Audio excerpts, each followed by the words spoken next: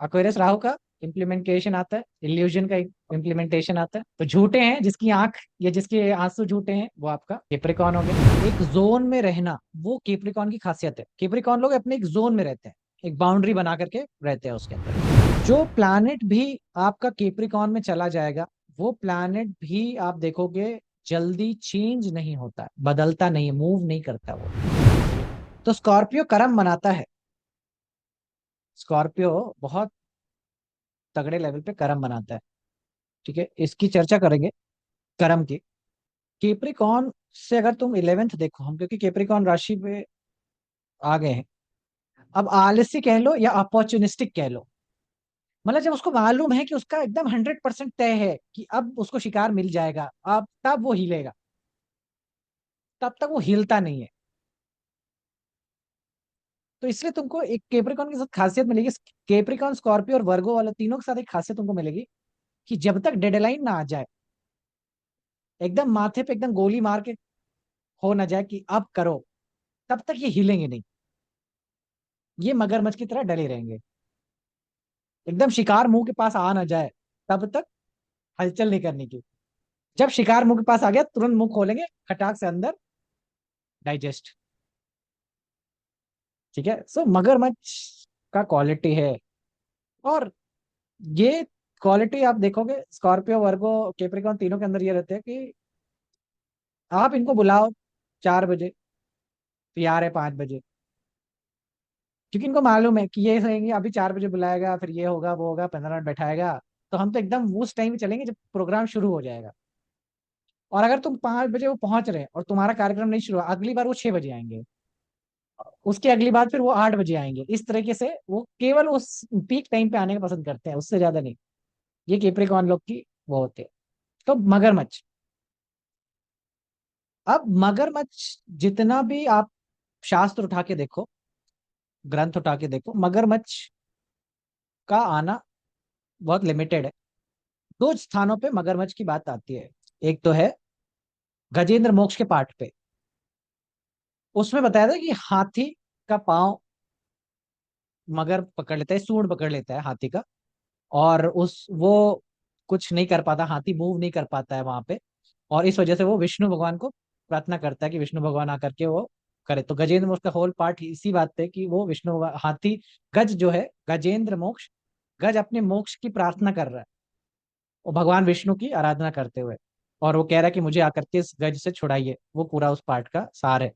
तो वो Jupiter in Capricorn का बेसिकली उपाय है। जुपिटर इन केप्रिकॉन का एक बेसिकली उपाय के लीजिए, रेमेडी के लीजिए, वो उसके दर्शाने में चीजें बताता है।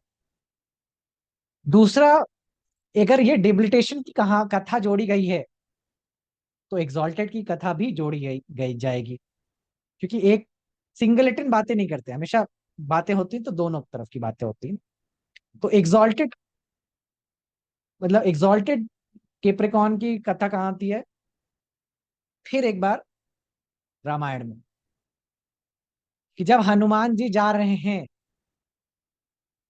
लंका से संजीवनी बूटी लेने, है ना, तो बीच में एक छलिया आता है, एक राक्षस आता है, और कहता है कि पानी पी लो, थक जाओगे उतनी दूर जाने में, है ना, थोड़ा मुंह हाथ धो लो। उस मुंह हाथ धोने में वो मगरमच्छ वहां पे रहता है।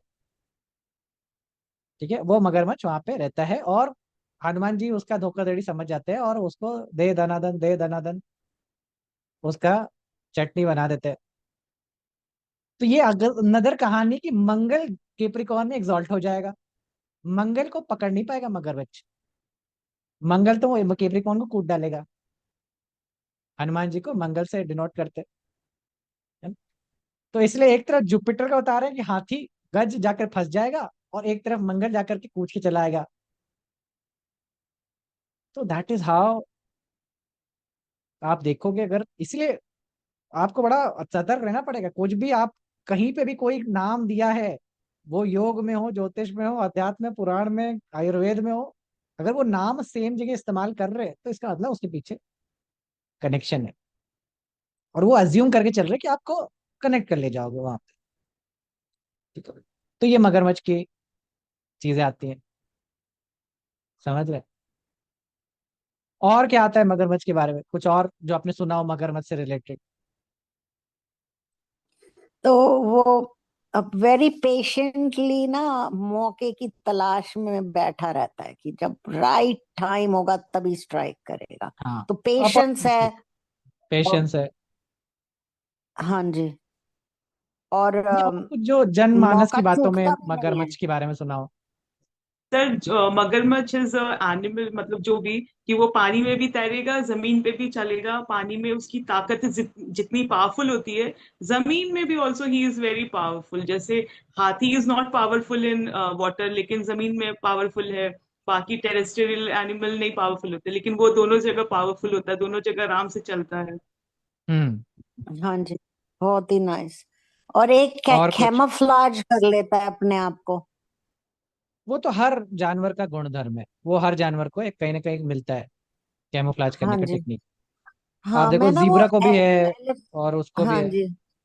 जो हाथी की हमने बात करी ना, तो हम्म। हाथी को कि कौन सा क्या क्वालिटी क्या एस्पेक्ट हम इससे जोड़ रहे हैं, कि जो उसने कैप्रिकॉन में जो मगरमच्छ ने उसको गजेंद्र मोक्ष से।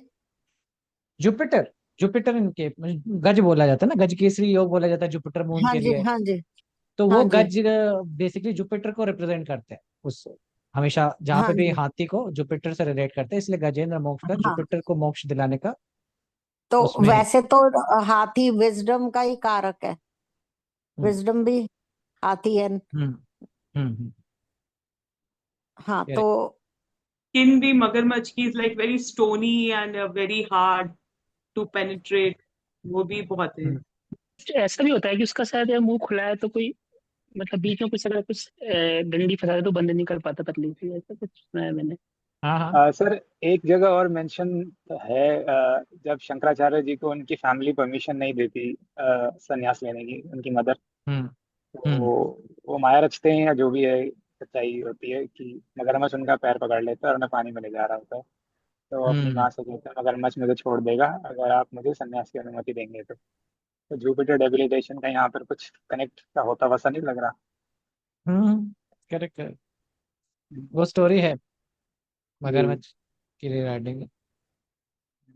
एक जो मेन पॉइंट है, जैसे आपने जनमानस की बातें सुनी होगी, किसी और के आंसुओं की चर्चा नहीं है जितनी मगरमच्छ के आंसुओं की चर्चा है। हाँ, राइट राइट राइट। किसी और जानवर के आंसुओं की चर्चा नहीं होती है। आपने मेंढक के आंसू नहीं सुने, बतख के आंसू नहीं सुने, लेकिन मगरमच्छ के आंसू इतने खास क्यों, है ना? मगरमच्छ के आंसू क्या होता है, क्या उसका उसका अर्थ क्या है? बेसिकली इल्यूजन, देखना, सर धोखा झूठे, दे रहा है। हाँ, हाँ, इल्यूजन। झूठे आंसू है, वो fake. Hmm so if you look at the sign of Capricorn, Capricorn से सेकंड हाउस में क्या मिलता है आपको? आंखें। एक्वेरियस। और Aquarius, hmm Aquarius is an illusion, झूठा। That is Aquarius, right? Aquarius Rahu का इम्प्लीमेंटेशन आता है, इल्यूजन का इम्प्लीमेंटेशन आता है। तो झूठे हैं जिसकी आंख या जिसके आंसू झूठे हैं, वो आपका केप्रिकॉन हो गया। तो मगरमच्छ के आंसू फेमस हो गए। दूसरी चीज क्या फेमस है जिससे बोल रहे थे, स्किन। मगरमच्छ एक ऐसा जानवर है जो कई घंटों तक पानी के अंदर रह सकता है, और लेकिन कुछ एक लिमिटेशन है उसकी, कि उतने के बाद उसको बाहर आना पड़ता है नाक से ब्रीद करने के लिए, क्योंकि उसकी स्किन पोरस नहीं है। उसकी स्किन कैसी है? उसकी स्किन में पोर्स नहीं है, मतलब छिद्र नहीं है। जिस तरह से हमारी स्किन ब्रीथ करती है, आपको मालूम होगा, हमारे दौड़ते भागते तो हमारा पसीना निकलता है, तो बेसिकली स्किन से पोर्स पोर्स है, तो उसमें से सॉल्ट और वाटर बाहर आता है। उससे से वो ब्रीथ भी करती है ना, कई सारा ऑक्सीजन आपके शरीर से थ्रू भी जाता है। तो इसीलिए ये जेमिनाई स्किन। और केप्रिकॉन के लिए जेमिनाई कहाँ जा रहा है? सिक्स हाउस में। ठीक है, तो उसका स्किन पोरस नहीं है, इसलिए स्किन कैसी है? एकदम सूखी, एकदम ड्राई, और एकदम ऐसा जैसे पाइनएप्पल का खोल होता है, ऊपर का सरफेस होता है, वो उस तरह के उसका स्किन हो जाता है। तो जेमिनाई चला गया तो उसका ब्रीदिंग जो स्किन का है वो चीजें बदल गई। वो त्वचा सुख, क्या बोलते हैं, शुष्क। शुष्क, शुष्क। शुष्क, हाँ। हाँ, ये हो गया। ठीक है, सो ड्राइनेस इन द स्किन देता है केप्रिकॉन। पर वो समझ नहीं आया था मुझे, वो सेकंड हाउस में एक्वेरियस आएगा झूठा बनाता है, वो समझ नहीं आया था, घड़ियाली आंसू वाला। मगरमच्छ के अक्वेरियस, आंसू। अक्वेरियस इल्यूजन है, राइट, जो है नहीं वो राइट। दिखाने का वो है। So that is where second house is the answer, is the eyes, is the tears, everything that is there in second house movie। इसलिए वहां पे वो बनाता है आपका झूठे आंसू, राहु के आंसू या झूठे आंसू, इल्यूजन वाले आंसू। अच्छा ठीक है। हम्म। कैप्रिकॉन असेंडेंट के लिए वो घड़ियाली आंसू बनते हैं। हाँ, एज अ कैप्रिकॉन अगर हम लोग मगरमच्छ को डिनोट करते हैं तो वो उसका सेकेंड हाउस चीजें बना देता है। ठीक है, तो ये, और दूसरा चीज ये देखिए कि अगर हम जानवरों को कंपैरिजन करें कि किसी का मुंह कितना खुलता है, उसमें भी आप देखोगे कि मगरमच्छ एक हायर पायदान पे मिलता है आपको, कि वो अपना मुंह पूरा 90 डिग्री खोल सकता है और बंद कर सकता है। तो वो भी एक इंडिकेशन है कि किस प्रकार से आपका मगरमच्छ या आपका एक्वेरियस सेकंड हाउस में बैठता है। हाँ। बड़े मुंह वाला, बड़ा मुंह खोल सकता है, समझिए। सो दैट इज व्हाट मगरमच्छ से हमें मिलती है जानकारियां। ठीक है, तो स्किन का प्रॉब्लम आना, स्किन में ड्राइनेस होना, है ना, रैशेस होना या स्किन के इश्यूज आना, इसीलिए केप्रिकॉन में वैसे इश्यूज आएंगे जैसे कि लेपर्सी होता है। लेपर्सी क्या होता है कि स्किन की सेंसिटिविटी मरे जा रही है, खत्म मतलब हो गया। आप उंगली चाय में डाल दीजिए, आपको कोई पता नहीं चल रहा क्या हुआ, क्योंकि आपकी स्किन की सेंसिटिविटी मर गई है। ठीक है, तो मोटी खाल जिसे बोलते हैं हम लोग, मोटी खाल का आदमी है केप्रिकॉन। जेमिनाई सो के सिक्स में दैट जाने इज की वजह से। सॉरी। जेमिनी के सिक्स आने के जाने की वजह से वो उसको ऐसा मिलते हैं। ठीक है, तो ये चीज है। दूसरा वही, पानी में भी रहता है, इसमें भी रहता है, चीजें अपने हिसाब से अडेप्ट कर लेता है। और दलदल में रहने का उसको एक नेचुरल वो है, जहां पे भी रहता है दलदल के तरीके से वो रहता है उस एरिया में। तो गंदगी मतलब पसंद है कहीं ना कहीं केप्रिकॉन, मतलब कि डिसोरिएंटेशन, डिसोरिएंट रहना, वैसा चीज दिखाता है कहीं।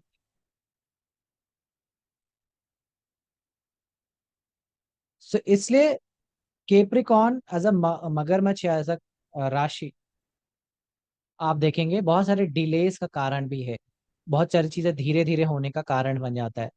जो भी चीजें केप्रिकॉन से संबंध होगी वो डिलेड होकर के होती है, मगरमच्छ की तरह धीरे चलती है। और धीरे से ही फिर कछुए से भी रिलेट किया जाने लगा उसको, कि स्लो मूविंग हो गया, कि कछुआ हो गया वगैरह वगैरह। हालांकि शास्त्र में कहीं इसका वर्णन नहीं जहाँ पे बोला गया हो कि कछुआ तुम्हारा आ जाए। ठीक है, ऐसा उसका वो है। हाँ, कूर्म अवतार की बातें हैं, कूर्म अवतार की बातें हैं। दूसरी चीजें जो केप्रिकॉन के अंदर आती है वो यही है कि जिस प्रकार से जो स्किन है उसकी क्लोज हो जाती है, चीज हो जाती है इस, और आपको ऐसे लिपर्सी और ये सब की जो सेंसिटिविटी लो हो जाना, वैसे इश्यूज आते हैं शरीर के अंदर। तो बेसिकली एक लिमिटेड जोन में रहना, एक लिमिटेड बाउंड्री में रहना, या एक बाउंड्री डिफाइन करना अपना, एक जोन में रहना, वो केप्रिकॉन की खासियत है। केप्रिकॉन लोग अपने एक जोन में रहते हैं, एक बाउंड्री बना करके रहते हैं उसके अंदर, ये उनका खासियत है। जो प्लैनेट भी आपका केप्रिकॉन में चला जाएगा, वो प्लैनेट भी आप देखोगे जल्दी चेंज नहीं होता है, बदलता नहीं है, मूव नहीं करता वो। जैसे आप अपने घर के अंदर ही देखिए, अपने इर्द गिर्द देखिए, कुछ कुछ वस्तुएं, कुछ पदार्थ ऐसे हैं जो चलायमान है, जो इधर से उधर मूव करते रहते हैं, बदलते रहते हैं इजिली। और कुछ पदार्थ ऐसे हैं जिनको आपने शायद 15 साल पहले जहां रखा था आज भी वो वही है। जैसे घर का फ्रिज होगा, फ्रिज आपने जहां रखा है आज 10-15 साल हो गया। कई लोगों के लिए बेड भी होता है कि एक बार बेड फिट हो गया तो अब वो मूव नहीं कर रहा। कई लोग कबर्ड होती है, अलमारी होती है, चीजें होती है इस प्रकार से। ये दिखाता है कि वो उस पे इन्फ्लुएंस है शनि का, शनि का इन्फ्लुएंस आ रहा है वहां पे। समझ पा रहे हैं? तो जो चीजें शनि से या केप्रिकॉन से कनेक्ट हो जाएंगी वो चीजें जल्दी मूव नहीं करने वाली हैं आपके जीवन में। वो बहुत लंबे समय तक स्थिर रहेंगी। स्थिरता देता है, जड़ता देता है। और इसीलिए केप्रिकॉन राशि एज अ स्टेबिलिटी का राशि है। स्टेबिलिटी समझते हैं ना, कि व्यक्ति स्थिर है। जेमिनाई में जो भी चीजें थी वो हमेशा मूविंग है, चलायमान है। इसीलिए सांसें आपकी जेमिनाई में है। आप सांसों पे बहुत देर तक कंट्रोल नहीं कर सकते, आपको चलानी है। ठीक है, आपको चलानी पड़ेगी। तो जो भी चीज मूविंग है वो जेमिनाई है। इसलिए जेमिनाई हमेशा पोस्टमैन बनाता है, डिलीवरी बॉयज बनाएगा। जो लोग हमेशा चलते रहते हैं, जिनका काम कहीं स्थिर नहीं है। आप पोस्टमैन का कहो, कोई काम स्थिर है? नहीं, कभी आज इसके घर कभी उसके घर। काम में ही ऐसा काम है जिसमें मूव करना है, सदैव मूविंग। इसीलिए जेमिनाई चिड़ियों का कारक बन, चिड़ियों का, बर्ड्स का। क्योंकि केप्रिकॉन धरती को रिप्रेजेंट करता है, धरती, भूमि। जिस धरती पे घर बनता है वही घर जो चौथे घर से देखते हैं वो केप्रिकॉन की भूमि में बनता है। इसलिए केप्रिकॉन नींव भी कहलाता है। फोर्थ हाउस बिकम्स द नींव of the house which is build in the fourth house. समझ रहे? तो कैंसर उठा करके देखो। ठीक है, कैंसर को उठा के देखना है, मतलब अगर घर को देखना है तो 10th हाउस में अपना फोर्थ हाउस रख दीजिए और आपको दिख जाएगा कि आपका नींव में क्या चल रहा है। क्योंकि फोर्थ हाउस में आपकी नींव आ जाएगी। ये सिंपली समझने का। केप्रिकॉन भूमि है जिसके ऊपर घर बनेगा कैंसर का। तो इसलिए 10th हाउस में अगर मूवेबल प्लैनेट आ जाए, मूवेबल प्लैनेट आ जाए तो नींव खराब होने का प्रॉब्लम हो जाता है। नींव खराब होने का अर्थ ये नहीं कि आपका घर ही ढहने लग जाए, गिरने लग जाएगा। इसका मतलब आपका घर स्थिर नहीं है। सिंपल सी बात। और घर स्थिर कैसे होता है अगर आपने कभी ध्यान सोचा हो? अगर आप थोड़ी सी मुंडी उठा के देखें तो जो लोग भी आज अपना होम टाउन छोड़ करके कहीं और हैं, बसे हुए हैं, कुछ साल बाद कहीं और बस जाएंगे, फिर कुछ साल बाद और कहीं और, उनके लड़के बच्चे कहीं और। तो ये क्यों हो रहा है? क्योंकि उनके कार्य क्षेत्र बदलते रहते हैं। कार्य क्षेत्र बदलते हैं, घर बदल जाता है। तो घर का नींव बदलना बेसिकली हो गया, घर की नींव बदल रही है आपकी।